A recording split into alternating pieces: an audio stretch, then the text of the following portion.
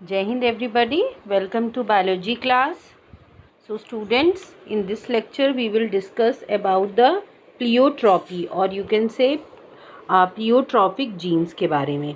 Last lecture में हमने lethal alleles के बारे में पढ़ा था. अब हम पढ़ेंगे pleiotropy. So what is pleiotropy? Now alleles at a single locus may have effects on 2 or more traits.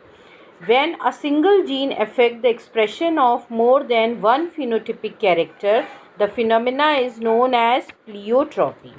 So pleiotropy जो है सिंपल सी भाषा में अगर हम समझें तो जीन जब एक से ज़्यादा कैरेक्टर को कंट्रोल करता है.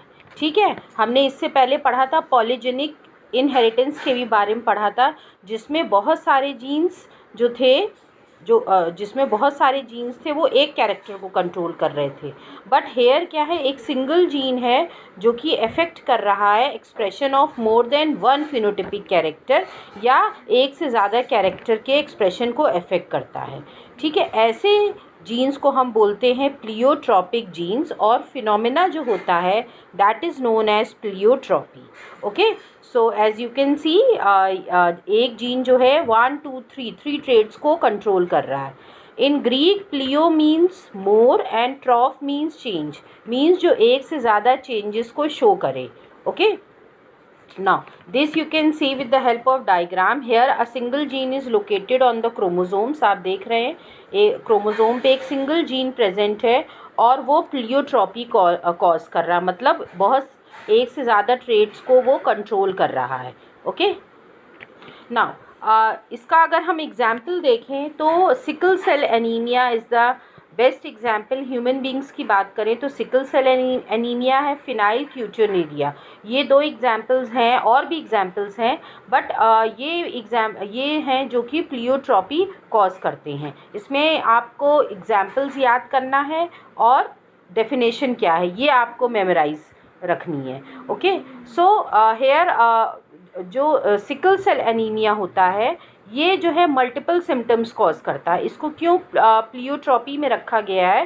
Because it cause multiple symptoms. जैसे अगर सिकल सेल है किसी को तो क्या होगा, उसको पेन रहेगा, देन थकान होना, स्वेलिंग होना बॉडी में, जॉइंडिस, ये सब उसके कुछ सिम्टम्स होंगे. और ये होता क्यों है? Why this occur?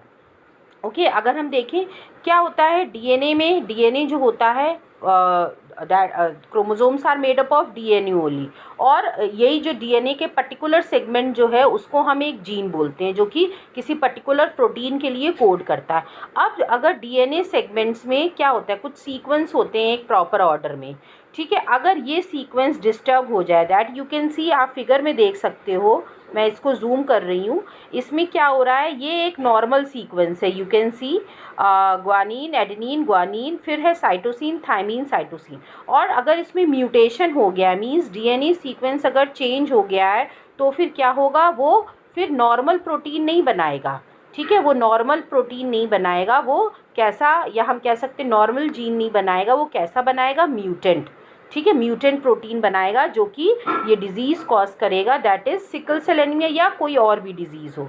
Okay, okay, now ये है प्लियोट्रॉपी का इफेक्ट. सिकल सेल एनीमिया जो है, ठीक है, एक सिंगल जीन जो है ये इतने सारे ऑर्गन्स को अफेक्ट कर रहा है. आप देख रहे हैं कितने सारे ट्रेट्स. ये लिवर फेलियर भी इसकी वजह से हो जाता है, heart attack, then blindness. So one gene is controlling the expression of so many or the working of so many organs. So this is the example of pleiotropy. Now ये हम एक क्रॉस से समझ सकते हैं. सपोज सिकल सेल ट्रेट को जब हम इसको सेल्फिंग करेंगे, सेल्फ ब्रीडिंग करेंगे इसकी, तो हीमोग्लोबिन जो है नॉर्मल है एक, और एक के ऊपर आप देख रहे हो एस लिखा है, दैट मीन्स कि इसमें सिकल सेल है, मीन्स ये कैरियर है. तो जब हम इसको क्रॉस करेंगे तो हमको जो क्रॉस मिलेगा, मीन्स गैमीट्स पहले बनेंगे. गैमीट्स कैसे बनेंगे आप देख सकते हो, एक नॉर्मल बनेगा और एक कैरियर बनेगा. ओके।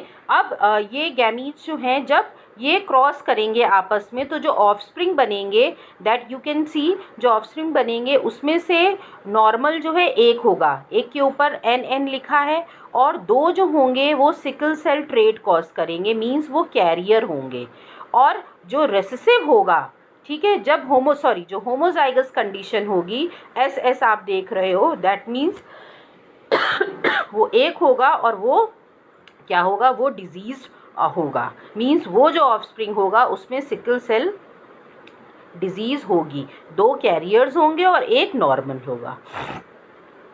अब क्या होता है, सिकल सेल एनीमिया होता क्यों है? आपको पता है RBCs जो हैं बाइकॉन्केव शेप के होते हैं, आप देख सकते हो फिगर में।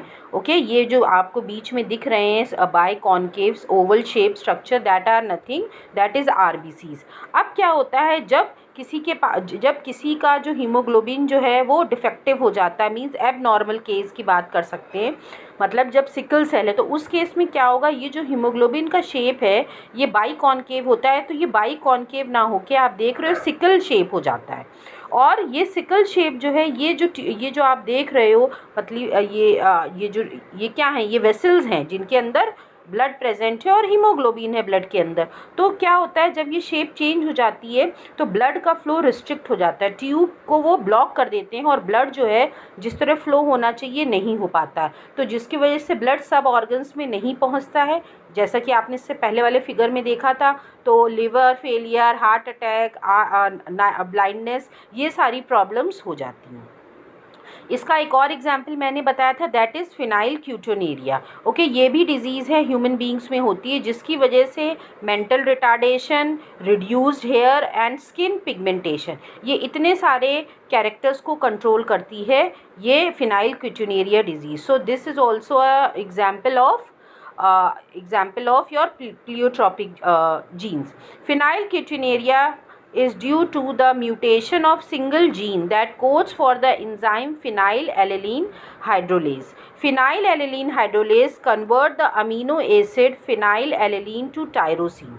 Due to mutation, the conversion of phenylalanine to tyrosine is reduced और सीजेज entirely. तो इससे पहले मैंने बताया था, जब हमने कॉन्सेप्ट पढ़ा था डोमिनेंस का, जब मैंने बताया था कि जो जीन्स होते हैं वो किसी भी पर्टिकुलर या एलील होते हैं, वो पर्टिकुलर इंजाइम को वो कोड करते हैं, मीन्स बनाते हैं, लेकिन जब वो सिंथेसिस नहीं कर पाते हैं तो दैट मीन्स कि फिर वो नॉर्मल, वो मीन्स नॉर्मल एक्सप्रेशन नहीं शो कर पाते। तो यहाँ पे भी जो फिनाइल क्यूटोनेरिया है वो जो है वो कोड करता है इंजाइम के लिए, जो जीन होता है जो जीन होता है वो कोड करता है इंजाइम के लिए फिनाइलएलेनिन हाइड्रोलेज। और जब म्यूटेशन की वजह से वो ये जीन को कोड नहीं कर पाता है, मीन्स ये जीन जो है इंजाइम फिनाइलएलेनिन हाइड्रोलेज नहीं बना पाता है, तो उस कंडीशन में क्या होता है कि फिनाइलएलेनिन जो है टायरोसिन को कन्वर्ट नहीं कर पाता है या कम हो जाता है कन्वर्जन, जिसकी वजह से ये डिजीज़ हो जाती है phenylketonuria. Okay, so this is about the pleiotropic gene or you can say pleiotropy. So hope you all have understood. Thank you everybody.